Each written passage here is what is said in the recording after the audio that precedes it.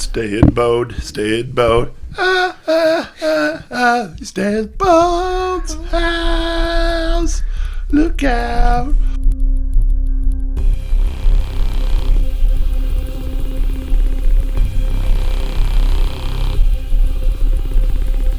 Welcome to the edge of nowhere.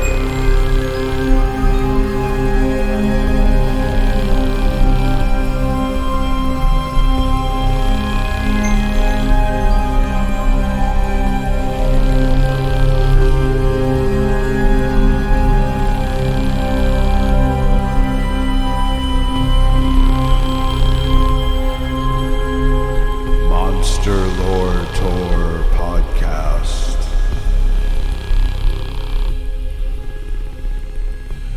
All right. Hello, everybody, and welcome to this 55th edition of the Monster Lore Tour Paranormal Deep Dives from the Edge of Nowhere podcast. I am your host, Jeremy Carr, not here along with my co-host and the grasshopper to my aunt, Mr. Matt Ozero, aka the Moz, as he is off taking full advantage of this final week of our summer vacation. Pretty sure he's out running with a local gang of sisters and committing heinous acts of rampant asswangery, but I'll be sure to wrangle him back into the studio for the beginning of Season 2 next week. That kicks off with Moz's Part 1 of Owl Week, so make sure to tune into that one. For now, we're finishing clearing out our Season 1 content. There was an interview segment we did with Alex Bone earlier in the year that we never got around to using, and it ends with Alex Bone telling us to come back for his séance stories. And that is exactly what we did with our summer vacation. So enjoy these creepy true tales from Alex Bone, and I will see you on the other side.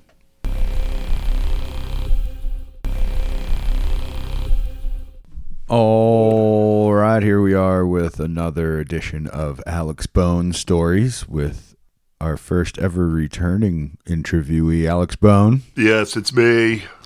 Coming straight to you from Bone Manor, Tucson, Arizona. There you go. So Bone Manor is a new establishment, just reestablished Bone Manor in a new place. And apparently you have a story of a strange occurrence shortly after you moved in. Yeah. Let me just give a quick, sort of vibe summary, man. So it's a Tuesday afternoon. There's all these people at Bone Manor. There's a lot of energy. There's a lot of chaos. There's a little bit of tension, and it's before Christmas. So I'm driving and picking up my kids and doing all this errands and crap, and the traffic is I was like traffic drunk when I got home. So I know what you mean, actually. So there's a lot of energy, like that sort of like, you're not really having a bad day, but you're just like, just wound up. Yeah, maybe like your blood pressure is 20 points higher, but I'm home, I'm dealing with some stuff, and the cable guy is over at my house. He's fixing the cable, because that's what cable guys do. So I'm at the kitchen counter, this marble counter. I'm talking to the cable guys, kind of giving me a little update on things. There's a bunch of people buzzing around, and I see a small tool made of metal, but maybe it was aluminum. It might not have even been magnetic. Okay. There's a small tool on my counter, and I haven't seen it before. But again, there's a lot of people in my house. My brother-in-law is here, and they're working on the roofs and stuff. So, the fact that there's a weird tool there isn't that surprising. But also the cable man's here.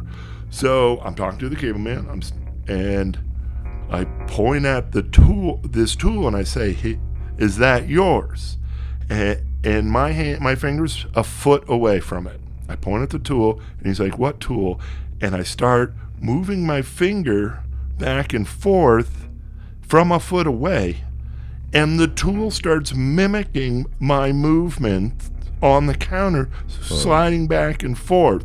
So I move my finger 2 inches right, the tool moves 2 inches right. I move my finger 2 inches left, there goes the tool. I move the finger back and forth like, you're telling a kid to stop doing something, like no type of thing.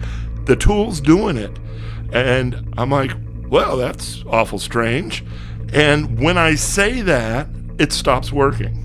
Like I sort of I do like, wow, that's pretty weird, and I try to do it again and it doesn't work, and I try to do it again, it doesn't work, and then I look around like, was there some maybe a long girl's hair somehow got caught on the tool and maybe got caught on my finger somehow or something weird like that, Nah, they wouldn't have done that. There's no hair. It wouldn't have pushed it forward. That might have pulled it back, but it wouldn't push it forward. Correct. I mean, actually, that's a good point. But, I was still kind of looking for like a scientific explanation for, you kind of, as you kind of do. Yeah, totally. Now I'm there and I'm like, I'm having certain thoughts about this, but let's skip me for a moment and focus on the cable guy. Yeah. Now the cable guy kind of looks over at me, not used to seeing maybe his cable competitors performing feats of magic. He looks over and he's like, how did you do that? I'm sort of very flippant because, again, I'm kind of like busy and dealing with kids. I'm like, apparently I have telekinesis, I tell him. Wow, apparently. And he goes, what? And then he's like, were you using a magnet or something? He's like looking under the thing, but I'm already over here. Like I kind of step back a little bit. He's looking under the counter like, he must be fooling. Like this owner must like to fool with people that come in. He's looking around. Like he definitely did not give me the vibe that he was doing something. He's like, what the hell just happened? And he's like, how did you do that again? I'm like, I just use magic once in a while. And I'm like, all right, I got to make some cereal for my kids. And he was just like, I don't see a lot of supernatural things when I install cable. And you're going to be his new story. Yeah, probably. And he's kind of still looking around. He's like, hey. And then he asked me, how did you do that? Were you fooling with me? I'm like, hey, I was as surprised as you, man. Wow. Did you ever find out what the tool was or where it came from? It was, no, and it's gone now. And it's not there. I have not seen it since. I kind of went off and took care of like doing my kids' homework or something, and the tool was gone. Never seen it again. It could have been like my brother-in-law's or his kids. They're over here working because I like to have slaves to do all those chores that I don't want to do. So, because I'm a busy guy, and I don't, need to do home repairs if someone's going to do it for free. No, I'm just kidding. But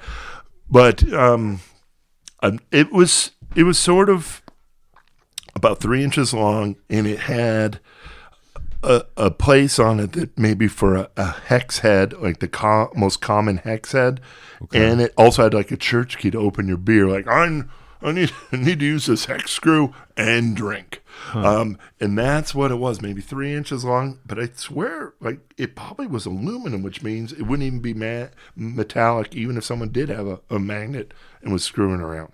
Right. And and you had never seen it, and you don't know where it went. You couldn't like immediately after it was just gone. I mean, I think my kids, as soon as you stopped looking, kind of thing. Well, I mean, I know some people might be like, "Oh, telekinesis happened. I believe in God." I'm sort of like, telekinesis happened. I got to finish reading my son this chapter of the book. So I come back, it's gone. I never saw it before. I never seen it since. You know what it kind of reminds me of is flying in Douglas Adams' books. It only works when you're not trying and you're not paying attention. You got to throw yourself at the ground and miss in order to fly. This was like, you weren't even thinking about it, and you were like, hey, look, I do magic. But then you were like, wait, what did I do? And you couldn't do it again because you were then thinking about it.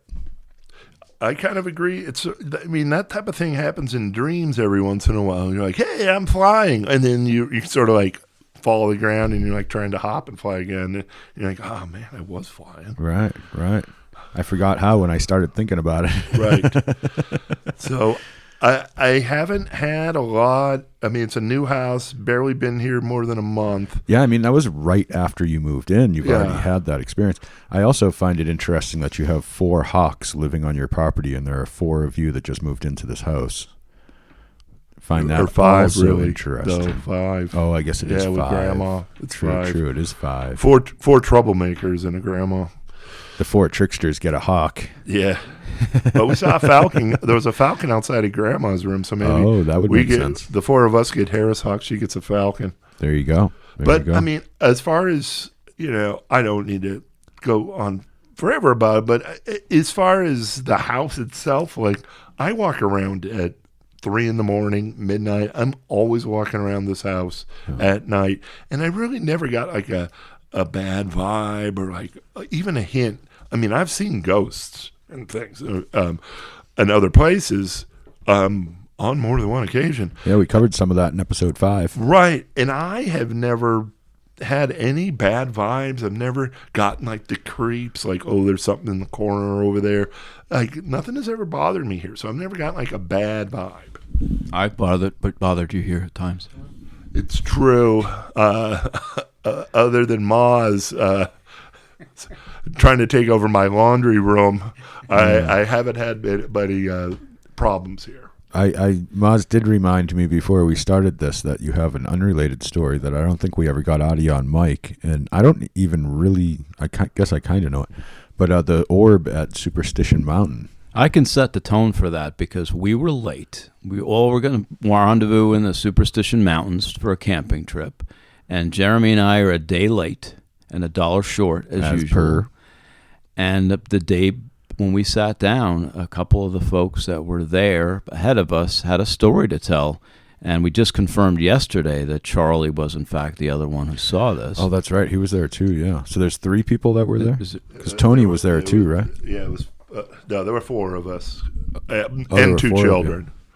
So 6 people. My 2 kids, my 2 boys were there. We got Tony Balls and Rockstar Greg. And me and Ostrich King Charlie and me, Alex Bone.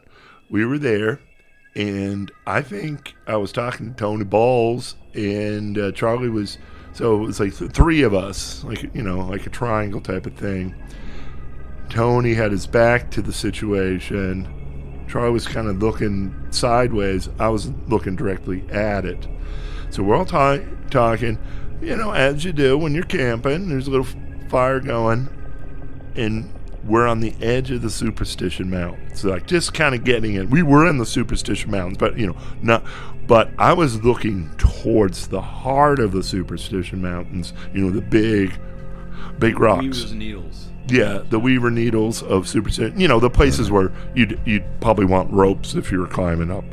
So I'm looking that way, and it's night, and I see something not in the sky. This wasn't, some UFO type of thing. It's not up there in the atmosphere or where the planes were. No, down close to the planet, just hovering over maybe a 40-foot saguaro, just almost touching it, is a green light, kind of bing-bopping, booping around, going in the same direction, but kind of wiggly. Maybe how a bee would fly, but it's the middle of the night, and it's glowing lime green, not the color of, any normal animal fooling around at night. And it would, I don't know, it was maybe the size of an egg, like a chicken egg. It arcs over the saguaro, and it stays around long enough for Charlie to see it, and it was sort of, again, when I say something, that's when I'm like, look! What the hell? And Charlie kind of gets the last couple of seconds, but as soon as, I get everybody to look, that's when it disappears. Huh. Can you rule out a drone, do you think? Well, it would probably be pretty hard to fly a drone through the saguaros in the cacti. I mean, there were hills full of brush just right.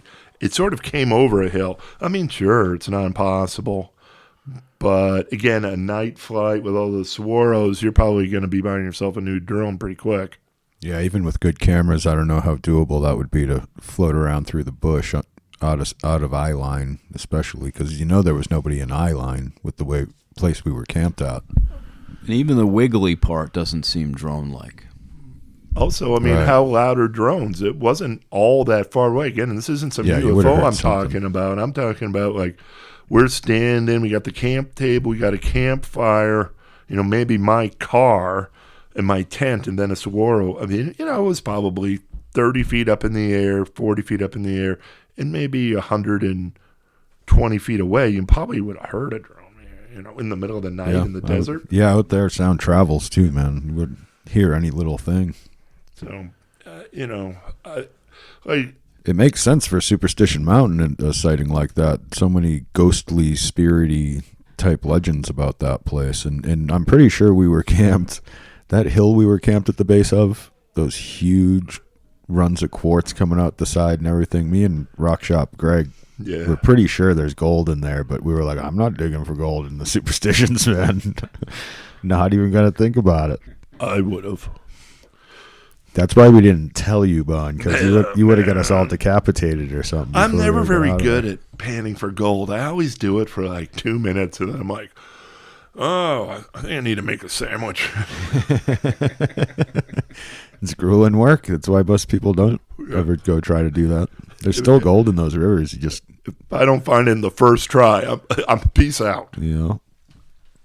I will say this, the way he described it here and the way he described it that night, I didn't think drone. It was something that was moving around strangely and floating around the saguaros and disappearing. And it kind of disappeared, right? It didn't go over a hill. Yeah, no, it definitely did. It was, if anything, it was coming down for more of a hilly area because it was the hill behind us was kind of tall, maybe 300 feet high. And it's coming off of that, and then it opened into a sort of little valley, like a wash area. So there was, besides maybe some tall mesquite trees and a few other, and lots of saguaros, it wasn't, it was a sort of a plain. Wow. Yeah, that's cool, man. We're going to have to go back to that spot again, see if we can see something else, maybe get some cameras set up and whatnot. 'Cause I remember how to get to that place. I'm sure you remember how to get there. You're the one that led us there, Bone. Yeah. It's definitely easy if you go up through Florence in that area. I'd probably be able to find it. Yeah. If you ask me to find it from Phoenix, that might be harder. Well, I came from Phoenix way, so that's the way I know. So we could totally find that place again. I think we probably could. Although that was maybe one of the coldest camps of my life. The first night was 18 degrees. If I could find your homeless camp out spot out by Walnut Canyon, then I can find anything again. The fact that I found that spot again, I can find anything. Oh, and someone's getting murdered in Bone's backyard. Another ghost. Pardon the children's screams, everybody. Yeah, It's a banshee. that's what. That's It's towards Ireland. If my compass directions are correct. I thought we weren't going to expose my child labor. Well, it's because they're not working that you hear them screaming, so we're not exposing the labor part. Oh, I need to get them to work. Sorry, everybody. That's just jokes. Jokes. They're fine. The children are fine. Mostly. I want to go that far, But well, all things considered, they're physically fine. Fine, not great, but they're fine. They're fine. But all right, thanks for coming back in, sharing those with us, Bone. And when you get some more, because a guy like you, I'm sure you will, we'll have you back in and do some more. How about that? That sounds good. And you still need to hit me up for that Séance episode. Oh, yeah, Séance episode. We will probably season 2, but we will be getting to that. Yes, season 2. What you going to do? Alex Bone, out. Out.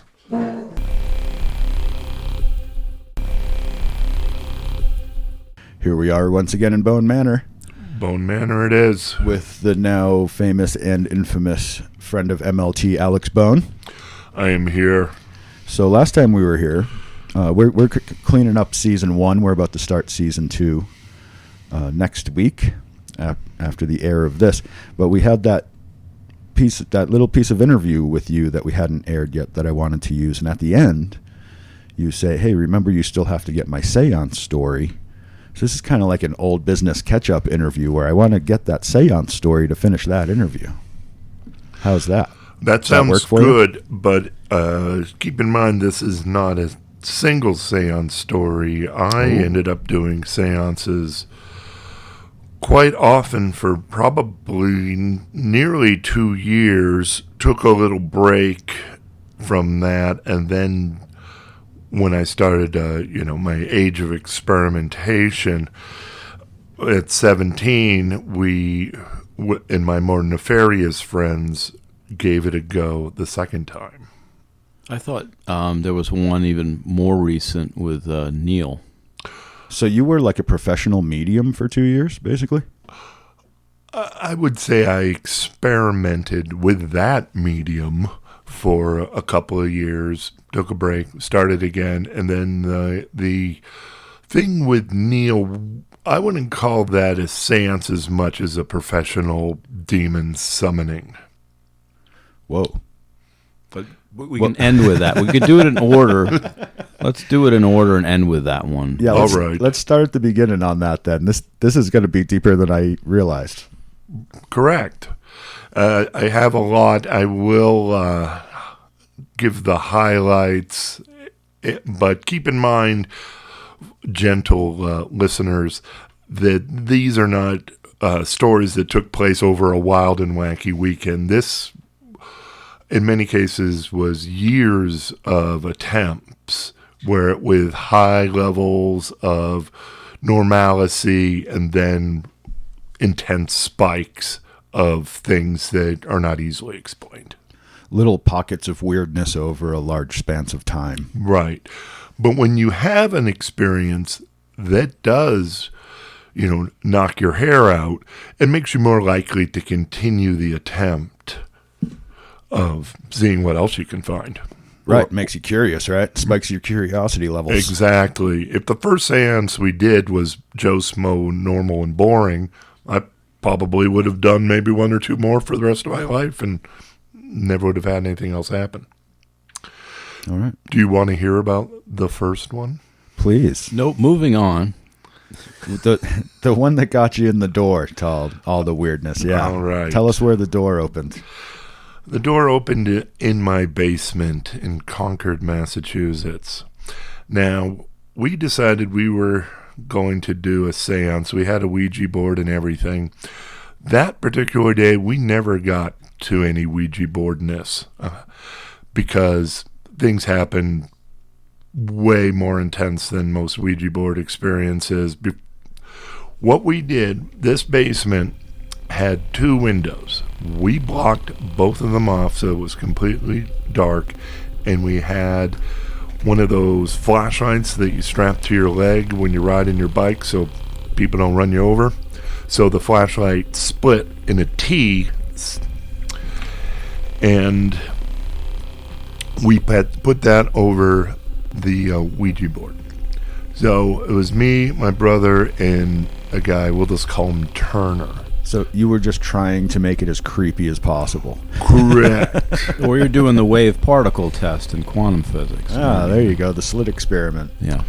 So we, and get kind of addressing your creepiness factor, we turned off the lights, went over to the Ouija board, and we found out that a flashlight that you strap on your leg to ride bikes safely was not providing enough light.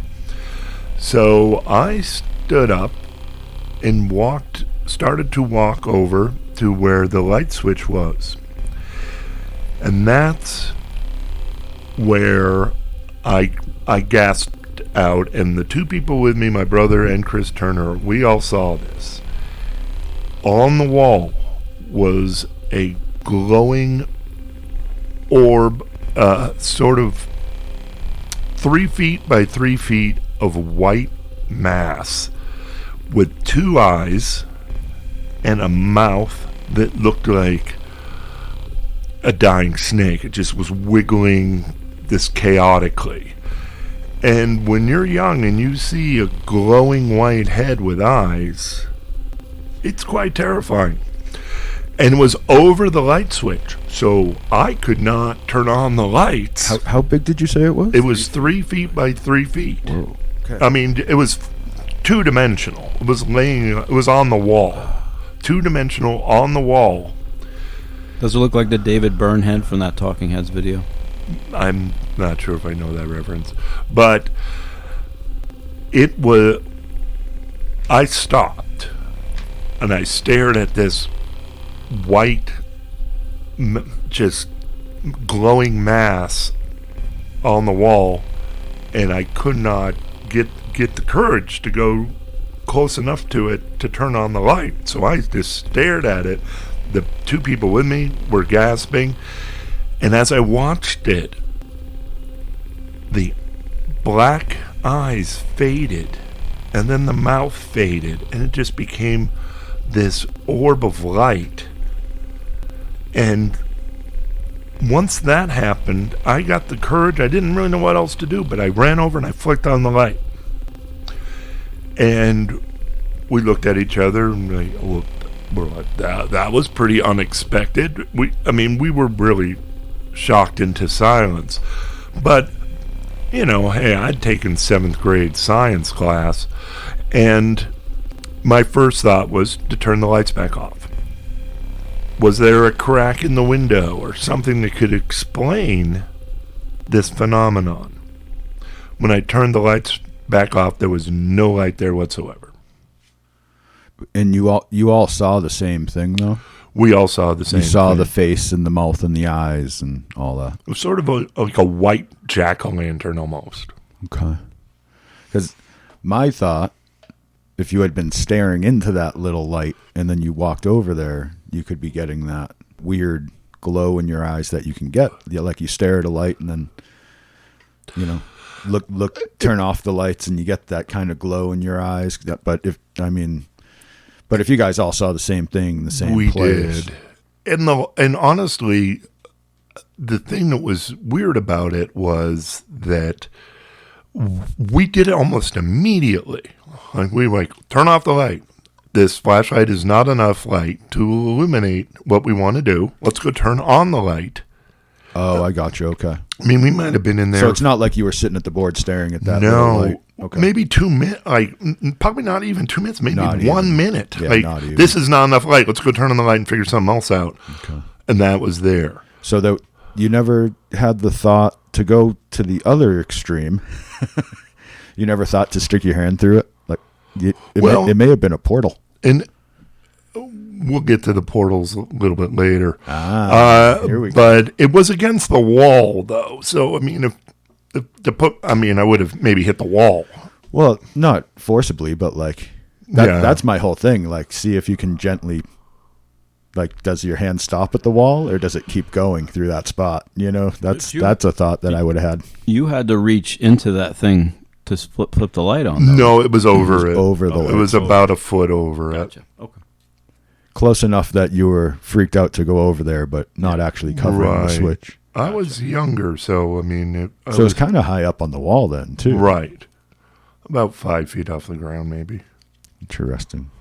So that was... You were probably, 7 feet tall already by then, right? Well, maybe about 6. Yeah. But that was our first experience. And then, when something like that happens, it does, get your interest. And then we dove into, again, doing these on a weekly. We did seances at other people's houses and had some experiences there, and a lot of stuff like kids make up things or they have weird experiences. So I try to keep it at least roughly scientific and try not to include things that, we did seance at my friend's house and he felt an icy hand touch his back. That could have been his imagination, could have been him lying. So I'm going to try to keep him getting the tingles. I'm going to try to keep this, what I discuss, in a realm of more provable or harder to disprove realms here. And some of it's going to be my experience. So again, people can believe me or not, but I'm not really going to do a lot of conjecture like my friends did this, and we'll try to keep it as factual as possible. Yeah. I had a few things when I started doing this. I just have odd things happen to me. I'd be sitting in my room upstairs reading a book, and then I'd hear just someone yell my name, and then my grandmother just gasp, like right near my ear, and just things that just shock you. And I just had all these events that really pointed me towards, like, there's something here, I should keep on doing this. That wouldn't be everybody's reaction, just to let you know. Yeah, some people would have one and be like, I'm not doing this again. Enough of that. Maybe that wasn't me. But again, I'm not going to go into every detail. We had some unusual events, and some of them started to build. And I believe that maybe when I originally quit is when things were getting kind of intense. So we were thinking, maybe we should stop doing this. I had things happen. At one time, we were performing a séance. I'm trying to think. I have a chant came to me from nowhere. I'm trying to remember what that was. Fricka-fracture, no. boom, bop, Bugs Bunny, rah, rah, rah. Was it like that? If you can think of it, it's going on the next Roth Funkel and Oates album. Something that was like, spirits, one and all, come to me when I call, over land, over sea, come to me, come to me. Where that come from, I have no idea. I never read it. That just sort of appeared in my brain, and we did that at the beginning of every seance. Have you Googled it to see if that's actually a thing? No, I guess I have not, but I have read extensively, so it might have come up. I'll just give you a couple of. We were doing a seance one time, and we again. I'm not saying I'm Bill Nye the Science Guy, but we tried to keep this scientific. We tried to do things like, we'd hear noises, things would fly around the room. A Ouija board one time flew across the room. Like, we used to bang on the back to stop the seance. One time we were trying to stop it, and it flew 20 feet across the room on its own volition. But again, maybe somebody could have grabbed it and thrown it. So we really tried to minimize the chances of flub-ups or faking. So in one seance we were doing, we were laying down with so no one could run over there and make noise easily, right? We're laying down, and the guy next to me stopped talking. So I patted him, right? You might just tap somebody like, are you okay? I tapped his arm, and then I raised my hand up to tap him again, and his arm wasn't there, his leg was there.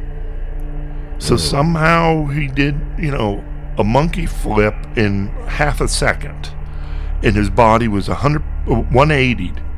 Okay, so it was a spin, not a slide.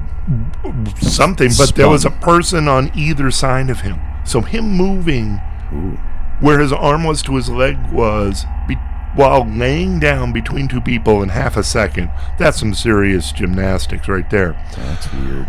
Then his body began to slide across the floor.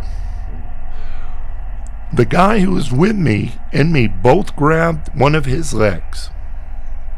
And the body was being dragged across the floor. Me and the other guy holding on to the legs were being dragged by this maybe potentially floating body across the floor. That was pretty spooky. It was dragging you All both three of you. along with All it? three of us, yeah. Some kind of exorcist stuff going on right there. Holy shit. And he wasn't talking. He was like out of it, not talking, dragging us across the floor. We quit that day. Like, the person I was with hadn't done it, and he's like, I'm not doing this anymore. Does he remember that? No.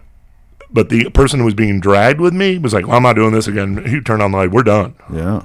And that was his first one and his last. When did the guy you got drugged by wake up? How long? I think after that happened, we ran over and turned on the lights, and then he was fine. He didn't remember it. And he was just like, what happened? Yeah, why am I over here? Whoa. And then Yeah, that'd be enough for me. some things that were happening. We one time did a seance very late at night in the middle of the winter, and we were kind of getting good at it. And this is one of the weirder things that happened is we were doing a seance, and we were right next to the wall. And this was, a 70s house. So if you're familiar with wood paneling from the 70s, Oh, yeah. there was pieces of wood, but then there was a break. So every, kind of chaotically, but every 3 to 5 inches, there was a break with a black line that was recessed in this wood paneling. So if you scraped your hands over it, you'd go over maybe 7 of these lines. Like grooves. Grooves, yeah. We did this one seance, and things seemed to be different. Like the area became more humid, and it was dark, so we couldn't see anything. We were doing it in the pitch of darkness at night. But we got this weird feeling, and I went over to touch the wall that should have been about 3 feet from me, and it wasn't there. And I kept going, and I went maybe 4 feet further than the wall should have been, and then I touched the wall, but instead of this wood paneling, it was like a clammy, humid cave wall without any grooves in it. And I took a step back, and I was like, and then kind of went back to normal reality. But it almost seemed like I'd opened a gate to this place for a very brief time. And that was definitely one of the stranger things that happened. Do you think maybe you just passed through the wall and touched raw earth on the other side? Could that be a thing? Or do you think you were in a totally different place? I mean, at the time, I thought that maybe that's where these spirits, and we did not think that these were dead people, really. We weren't like, oh, what's, dead Joe Johnson. These things had a different vibe. Yeah, I'm pretty sure Ouija boards are just playthings for demons. I don't think you're talking to people. I think you're talking to demons who are trying to convince you of something when you're using Ouija Milton board. and Baphomet, that's who makes it. I'm not sure if demons would be the right word, like energies, spirits. I mean, demons sort of has a certain they just always a negative baggage. Context, yeah, but it always seems to have some kind of malignant intent when you deal with these boards. I've never heard someone tell a Ouija board story that ends with some kind of contact that isn't frightening. You know what I mean? Not many. Yeah. Like, I don't hear any friendly spirit stories from Ouija boards. It always ends badly. Well, that's when we had a couple of incidents happen, again, when I was younger, that made us stop. And one of the things, and you guys are so experts on a lot of this stuff, and I've read into certain things. You'd probably call it the shadow people. Mm-hmm. Yep. And you probably know more about the shadow people than I do, maybe. We saw, or at least I saw, something that looked like what maybe someone would call a shadow person, but it seemed to be impossibly thin, like thinner than a human body could be. Sort of like a stick figure shadow person. That's a black stick man. That is a distinctly different thing, actually. I did an episode, our Cryptoid Palooza episode, we cover the black stick man. They are kind of a different phenomenon, and they appear kind of two-dimensional. Like, you see them as a literal stick figure, and if they turn sideways, they disappear, kind of thing. We definitely had some experience with this thing showing up more than once. Supposedly it never hit me, but it might have hit some people I was with. One time it came, and and it was right there. People were yelling, and I took, I think it was a wiffle ball bat or something, very potent Massachusetts weapon, the wiffle ball bat, and I smashed it really good.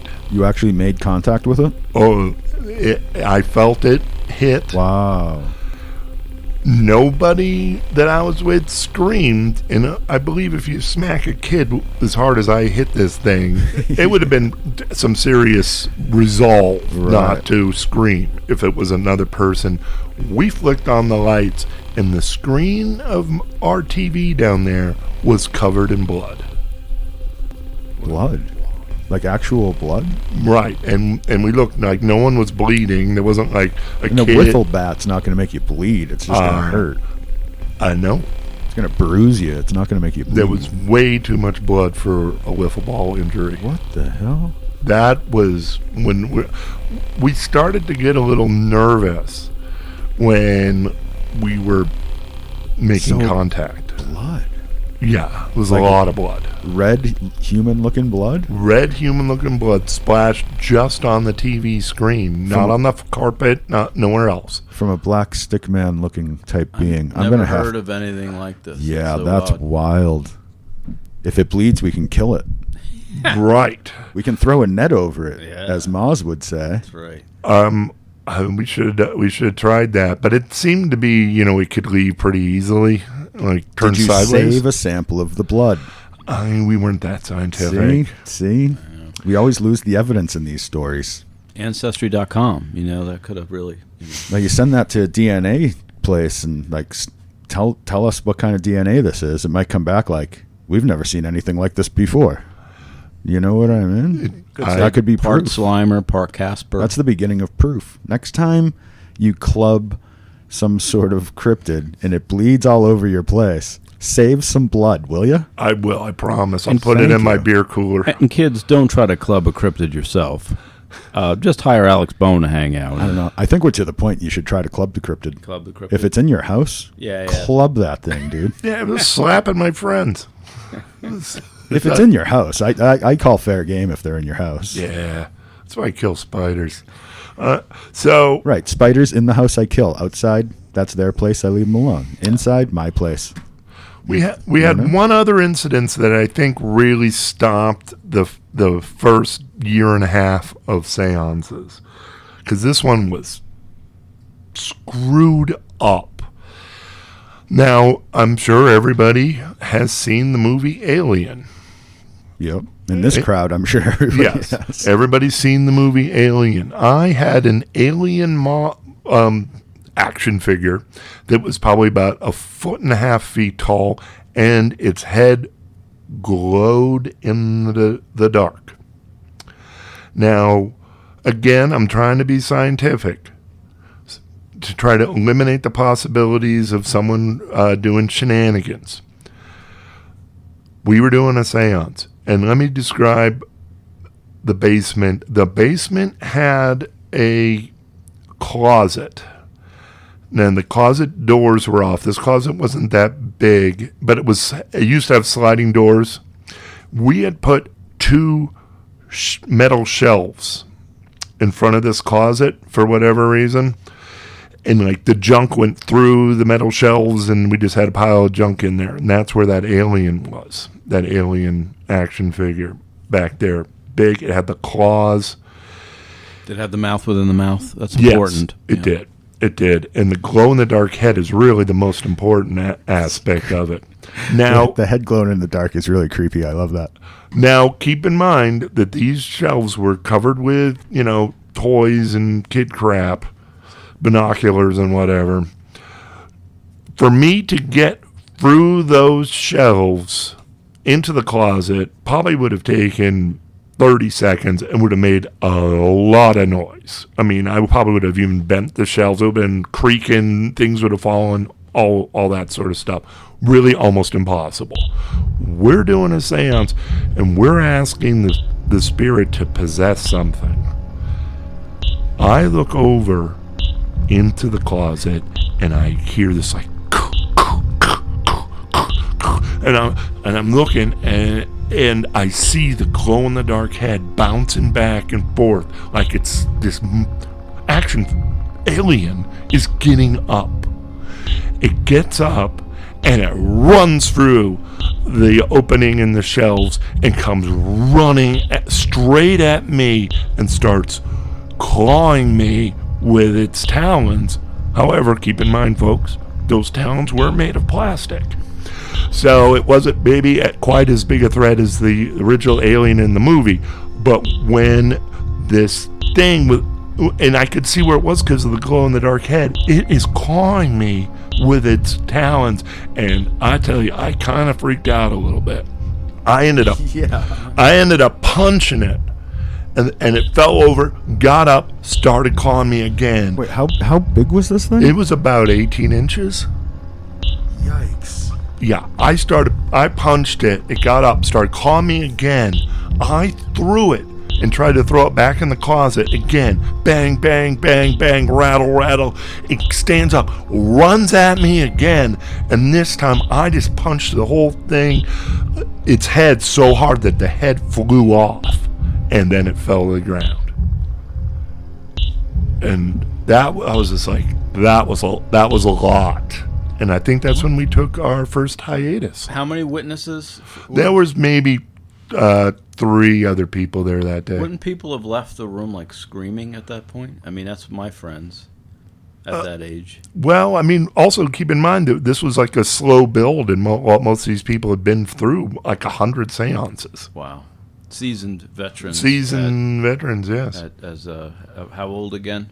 Well, we were mostly middle school kids. I mean, and I know you folks are kind of experts and stuff, but there seems to be some evidence of people like going through puberty, kind of, or have a special gateway to this type of a thing, which certainly could have been the case with us. Wow. Yeah, puberty's a weird time for that. Yeah, getting into that stuff. It's in between, Jeremy. It's a liminal. It's the in between time. Not adult, not child. Monstrous. So that was the first route. So what'd you do with that doll? Action figure. I tried to glue its head back on, but you tried to keep it? Yeah, I kept it. You didn't burn it? No. Along with the Ouija board? No.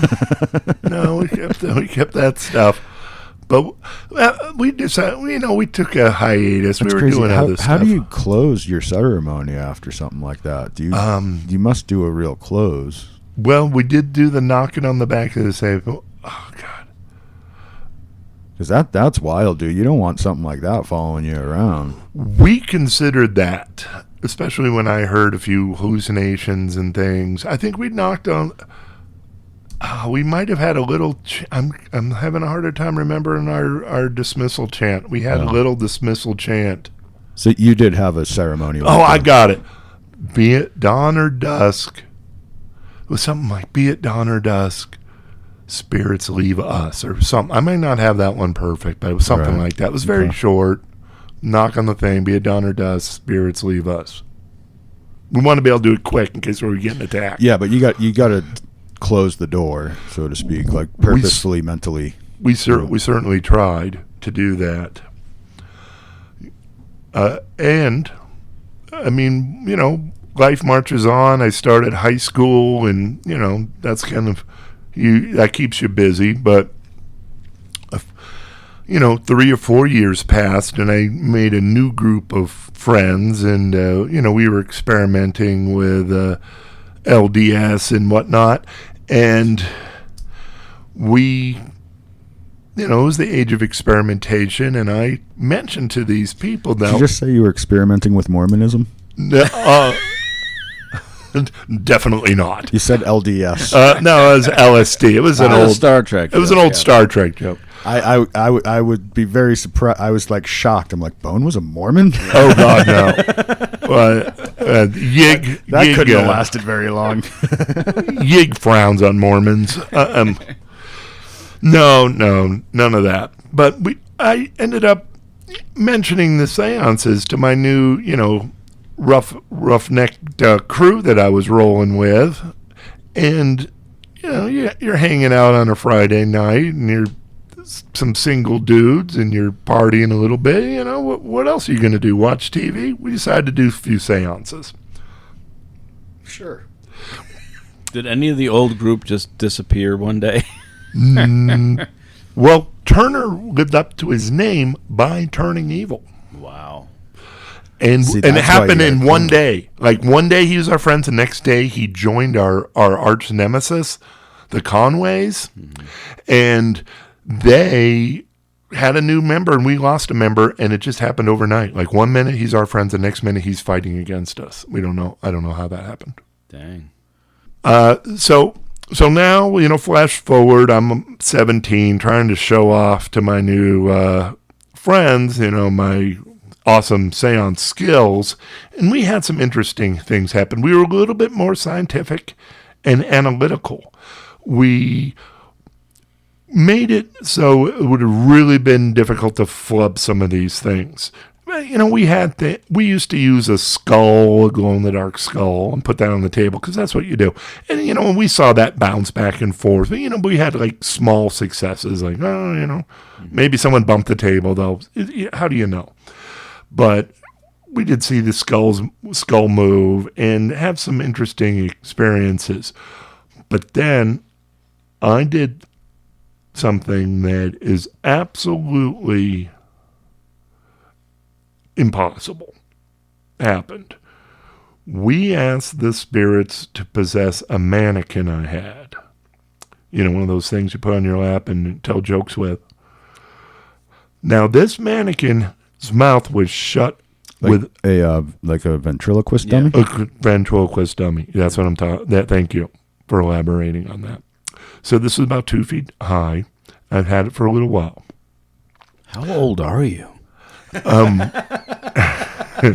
I had one of those for a little while I was a kid too, actually. Okay. Yeah. I'm sure they're still around. It's just the popularity wanes. Yeah. It's not as cool as a cell phone.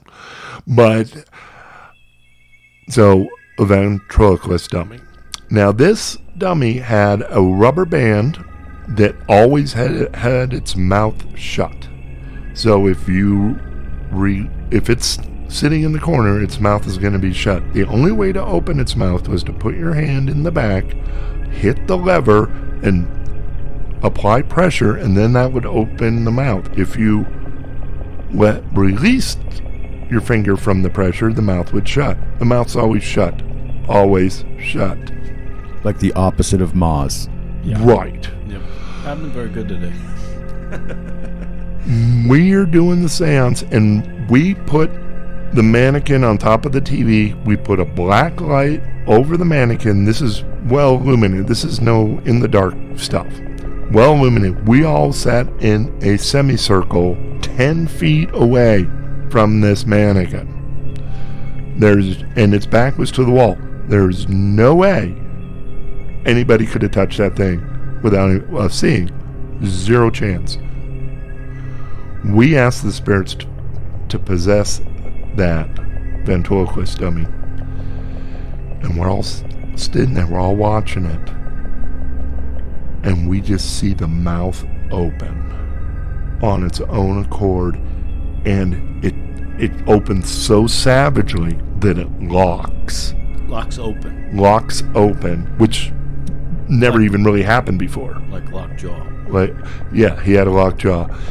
And it just stayed open. And that's when those group of friends said, I don't want to do this anymore. Wow. And You lost your second group. all the teenagers said, well, yeah, we're good now. It's like it pulled the trigger so hard it broke the rubber band and the mouth just fell. Well, we checked. Did the mouth close? No, I closed it when we were done, and it snapped up and never opened again. And the rubber band was normal. Oh, wow. If you push it down really hard, it will stick. With your hand, but you couldn't do it by pulling the You had the to trigger. actually push it down. Yeah, you would have to. We use like both hands, stabilize the head, and slam the jaw down. But Whoa. it worked fine. All right. If I'd known you were going to ask me about the summoning north of Flagstaff on... So this is the Neil one that you want to finish with. Yeah, Right. Moz was talking about. I'm not 100% sure that these are related, but it's a pretty good story anyways. This one was using the... What maybe Moz, the Grimoire the 16th century. I mean, I could have looked all this stuff up. It's like a 16th century grimoire of 77 demons that can be summoned. It's a famous book. I probably have it. 77 demons. That does sound familiar. It's got all their names and everything. Right. I'm not going. I could look up the name, the thing that we summoned, but I'm not going to say his name out loud. I don't want to deal with it. I got kids in this house. The original thing or the John Carpenter version? No, actually, we're getting a little ahead of ourselves, but this is supposed to be a demonic horse. Horse? Yes. Okay. That narrows it down a bit for the demonologists in the crowd. Yeah, you'll be able to figure it out. And it also is one of the more benign of the 77 demons that King Solomon supposedly outlines in this, the Goethe, or Gotha, whatever, however you pronounce it. Galada, I think, was it? Galada? It's Goetia. Goetia. So, this is a famous book, probably the first book that was written that categorized demons, and I had moved to Flagstaff and ended up making the acquaintance of a big Aleister Crowley head. He was into magic, found out I was, and he asked if I'd be willing to participate in his attempt to summon a demon.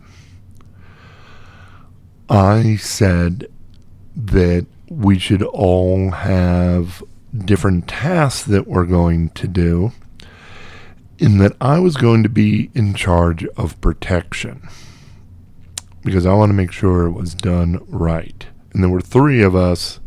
Yeah, you don't want to summon demons willy-nilly. No. You have to focus. Well, I think he did, but I'm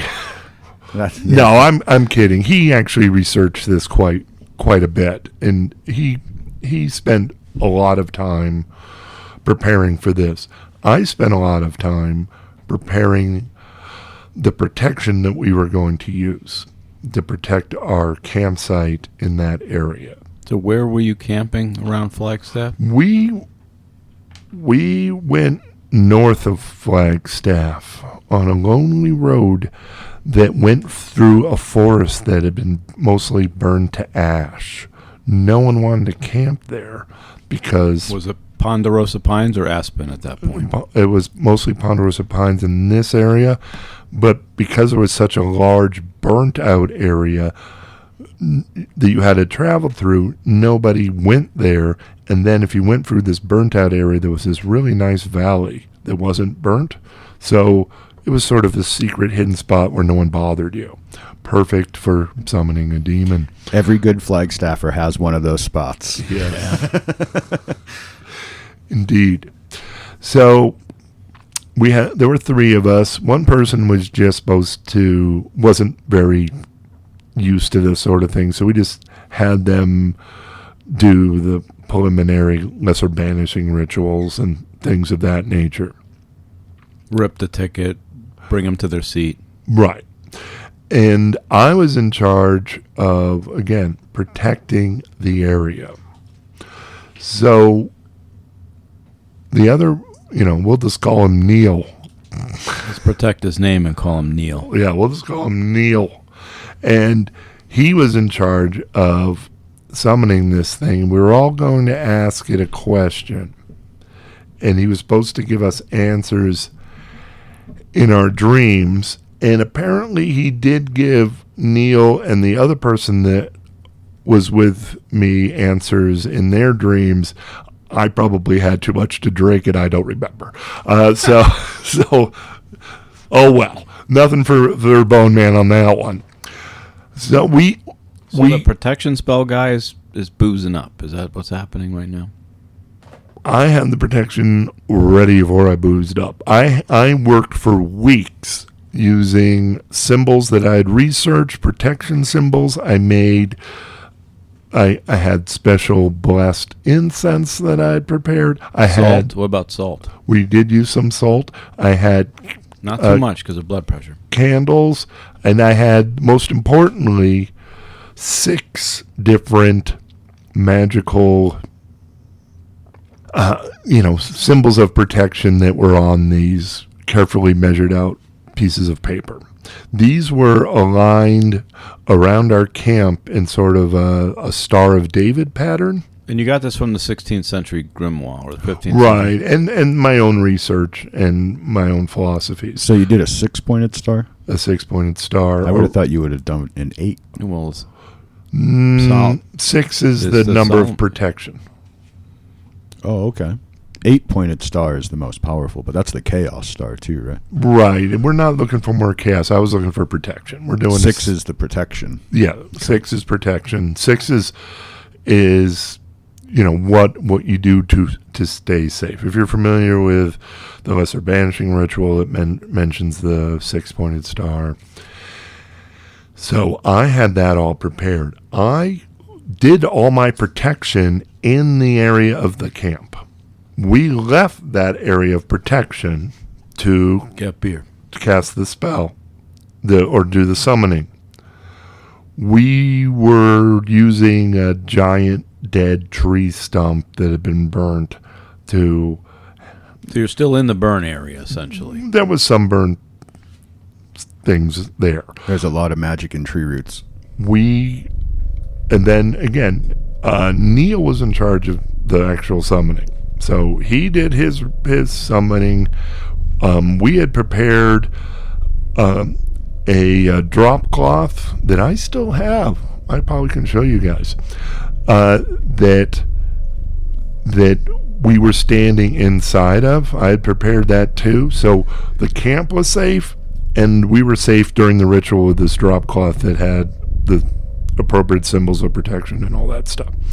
So we're standing in the thing. We summon the demons potentially, about 15 feet off in this dead tree stump. Now I got some bad vibes. I did not feel comfortable or safe. But again, I like to try to keep things somewhat scientific. I could tell you that I saw swirling darkness around this tree stump and things of that nature, but I mean, nothing, a fanged horse head didn't leap at me or anything like that. I felt very uncomfortable. I felt an oppressive presence, yeah.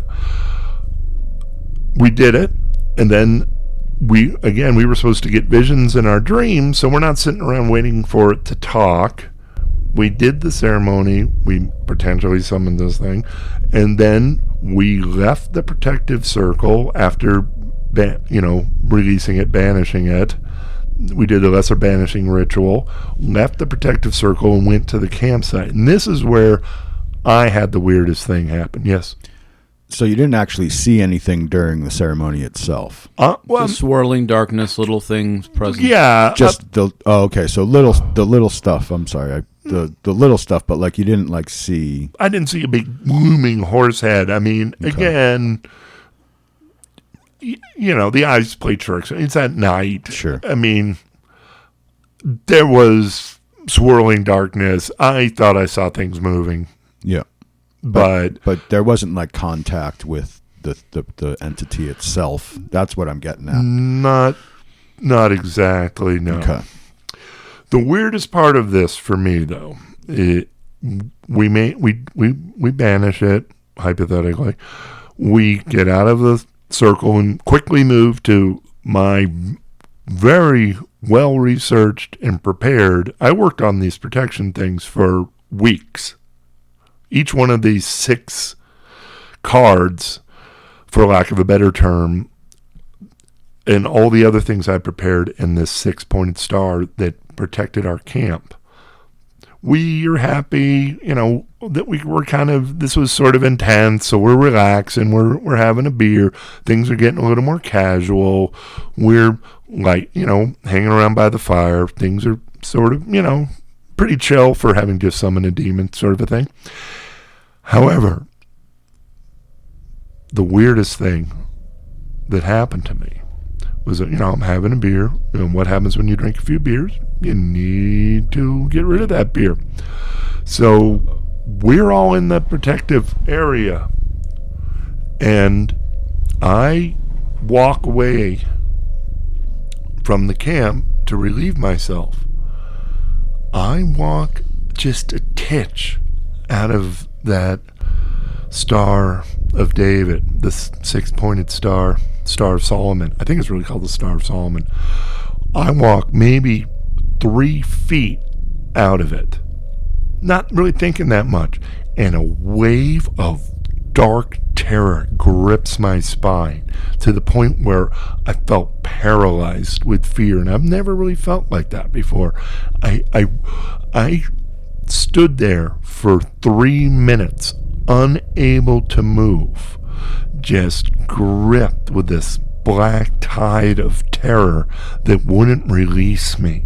And I could hear the people laughing, the flames of the fire flicking happily across the rest of the forest. But where I was, just unreachable terror. So, and I'm not exaggerating, I stood there for 3 minutes trying to somehow gather up the courage to take one footstep back. After struggling with this, I managed to take a footstep back, cross the line that I'd made with this six-pointed star, and it went away instantly. Wow. Literally as soon as you left the circle. Yeah. So it was sitting there waiting for you. Right. And wow. It was something. I've never experienced anything like that. I thought, because I know the other person involved with this, I thought Neil experienced something as well. He had dreams. I mean, the whole point was that the person was supposed to answer questions, and we prepared the questions, we wrote them down, we said them aloud. So he had answers. So you actually did make a physical contact with it then?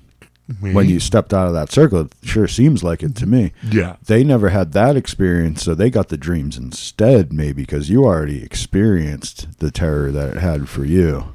Yeah, that's what I got, is a lung full of terror. So they must have told you about it if you know they had the dreams. Were their dreams nightmares? Were they terrifying like what you experienced in your waking state? No. Neil had asked about his son, like what the future of his son was going to be, because I think he was kind of a new father, and he got really positive, like, your son's going to be great.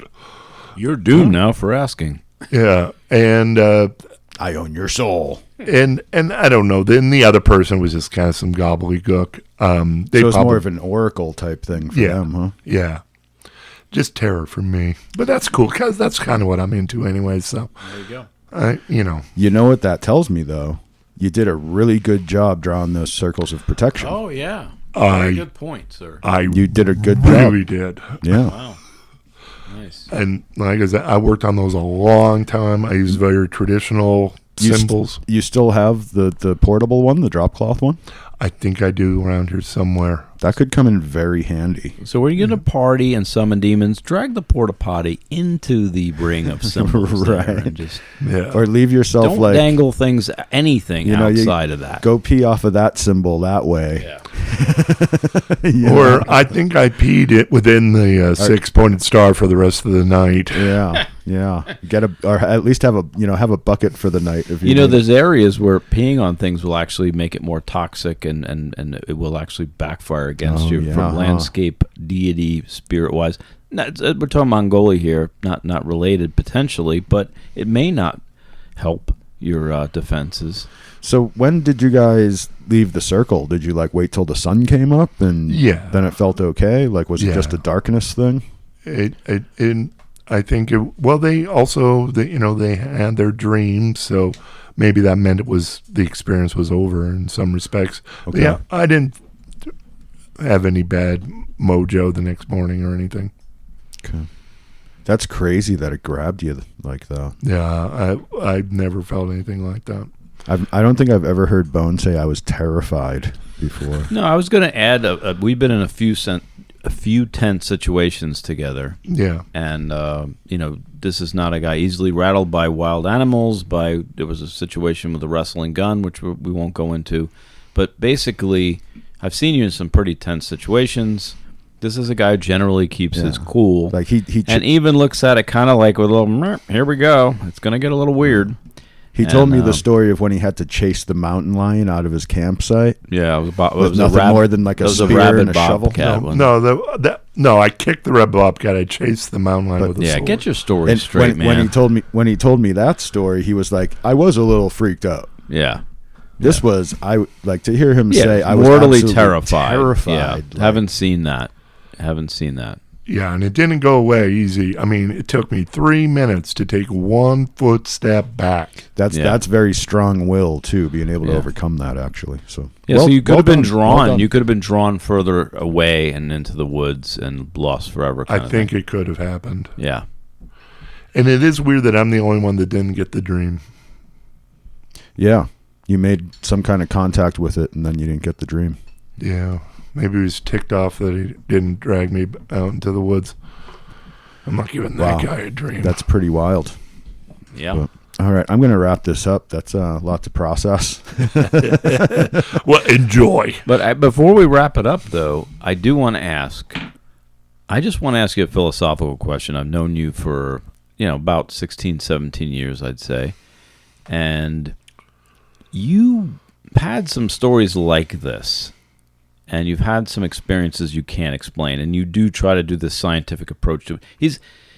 At the end of the day, though, you're a bit of a scullymuggle. Like, you don't actually believe anything, and yet you've had these experiences. And to me, I just want to say that doesn't make sense because you've had these experiences, yet you still don't believe. So you have to understand you're dealing with a guy who's had strange experiences, but just kind of meh. I sort of have my own philosophy about a lot of supernatural things, and I tend to think if I had to pick an explanation, that I think it's more likely that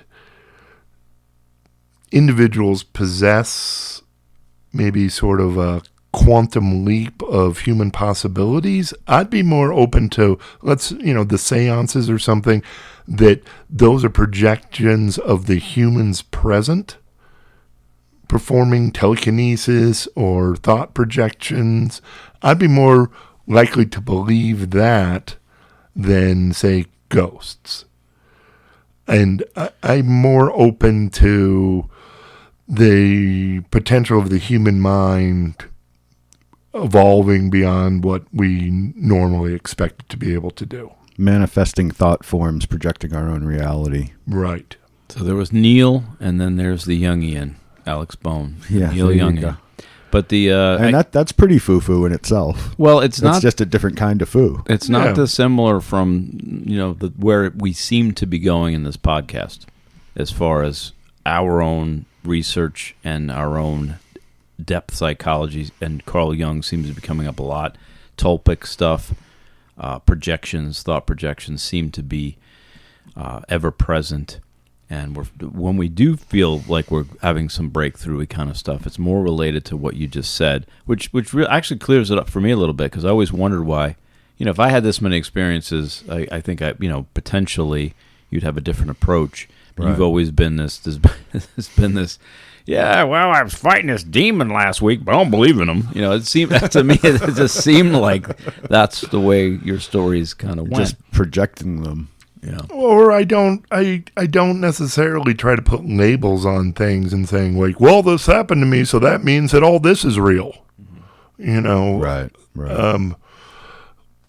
People say things like, oh, I found my car keys when I lost them. God's real. That's just a bunch of bunk. If you don't know it, just how people, the whole idea of, a God or a religion is, I can't go to sleep at night unless I have a methodology for figuring out what every single thing is. And that's a bunch of BS. We don't know what a lot of stuff is, and just deal with it. We don't know. Yeah. And For me, it's I always end up asking the question: is it just us manifesting it, like you're saying, or is it us expanding our perceptions enough to experience a different level of reality from what we're normally used to within our normal perceptions, and all of a sudden we're actually witnessing some sort of other reality, like it actually is real outside of ourselves. It's just only in certain times are we able to actually open our perceptions to that level. Yeah, it's William James stuff that we're actually just experience a very narrow consciousness, and then as soon as we get into altered states and something different's happening, we have different experiences. I mean, think about it, UFOs or aliens. The chances of aliens from another planet figuring out a way to travel 4,000 light years seems pretty much next door to impossible. I actually lean much more heavily towards the transdimensional rather than transstellar. That's what I was getting at. Yeah. There's a lot of Tesseract talk on MLT. A lot of Tesseract talk. Something going for 4,000 light years. Yeah, I don't think that's happening. I think they're coming for our beef, and I think the rest of it is just cloak and daggers. Cloak and daggers? Yeah. The beef thing. They're coming for our cows. I believe that. It's like they don't have those in those planets. They're like, we got to get some of that really good, USDA prime choice. That just gave me some flashbacks to the movie when I was a kid. Remember the movie Cloak and Dagger? It was a good movie. Oh, yeah, 80s. Back to the 80s. Yeah, that was where we still 80s. Live. Yeah, most of your stories are probably from the 80s. Maybe. Yeah. That was an early one. Those are 70s, those first ones. Dang. Yeah, there you go. I told you, he has a ventriloquist dummy. He was old. So, one of the other things, as far as cryptids and things go, you think people are trying so hard to find something. If we were to find, say, there were 5 Sasquatch that we found in northern Canada, it would be a big deal, but then the rest of the world wouldn't stop on its axis. It would be like, wow, I guess those are real. And, everybody would talk about it for 2 months, and then we'd go back to watching YouTube or whatever. Yeah, it'd be like the gorillas in Africa. They weren't a thing until a white guy saw them, and then they were like, hey, wait, those are real. And then the world went, oh, okay, there's gorillas now. Yeah. In the mist. Yeah, this would just be a different kind of gorilla. It would be the same thing all over again. Right. Oh, hey, wait, that's it. That is real. Oh, okay, there's another kind of gorilla now. Yeah, I agree. That's what it would be in the end. But it would be cool because all these people would finally be justified. But this is also this is, again, really a liminal thing where it's between man and maybe even beyond in some ways. This is an unknown.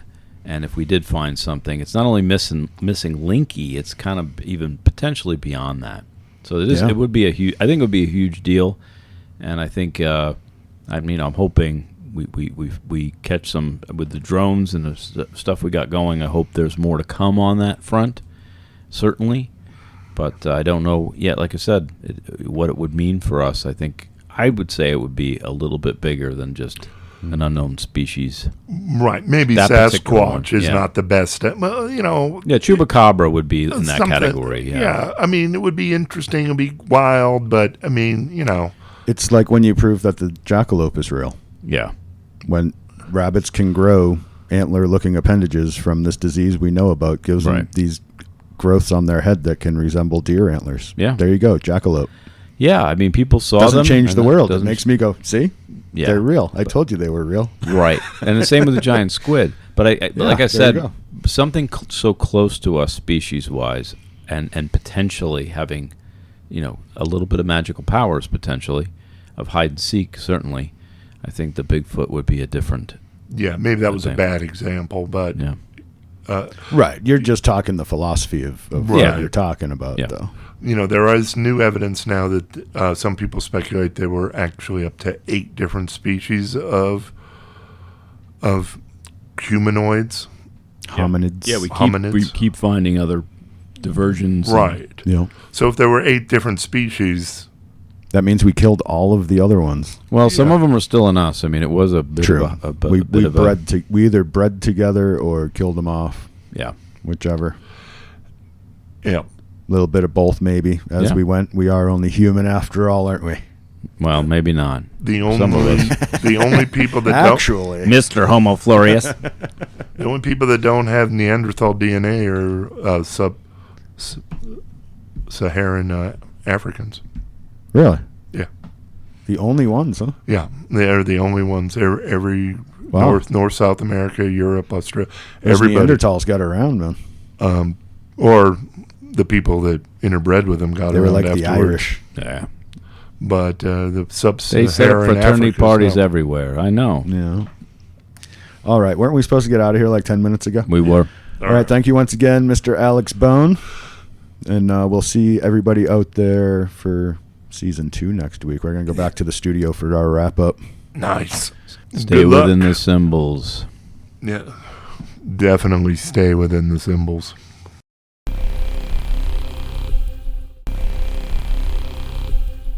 And there you go, everybody. That wraps it up for season 1 and our first summer break. We will be back next week to start season 2. Thank you all so much for supporting the Monster Lore Tour through our first year. It's been a blast. We especially want to thank all of our Patreon members who have joined the Monster Lore Tour at patreon.com/monsterloretour, where you can get early access to all our content for only $1 per month. So come on back around for season 2 of the Monster Lore Tour starting next week. Until then, have a good one, listener.